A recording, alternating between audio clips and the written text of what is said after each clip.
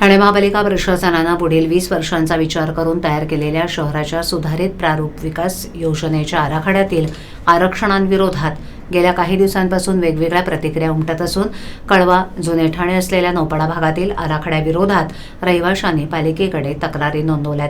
त्यापाठोपाठ आता दिवा येथील म्हातारडी बेतावडे या गावात प्रस्तावित करण्यात आलेल्या वाहनतळ, उद्यान आणि रस्ता या आरक्षणामुळे जुनी घरं बाधित होणार असून त्याविरोधात स्थानिक रहिवाशांनी पालिका प्रशासनाकडे तक्रारी नोंदवून आपलं म्हणणं मांडत आरक्षण रद्द करण्याचा सूर लावलाय।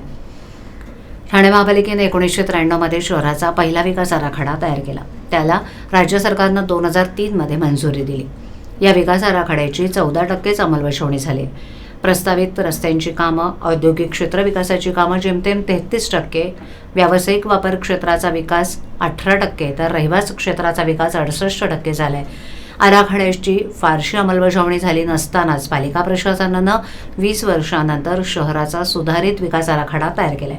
विधानसभा निवडणूक आचारसंहितेच्या 2 दिवस आधी ठाणे महापालिका प्रशासनानं प्रसिद्ध केलेला शहराचा सुधारित प्रारूप विकास योजनेचा आराखड्याबाबत 7,500हून अधिक तक्रारी पालिकेकडे प्राप्त झाल्यात। या तक्रारींवर पालिका प्रशासनानं सुनावणी घेण्याची प्रक्रिया सुरू केली असून त्या तक्रारदारांकडून विविध आरक्षण चुकीच्या पद्धतीनं टाकण्यात आल्याचं सांगत ते रद्द करण्याची मागणी केली आहे।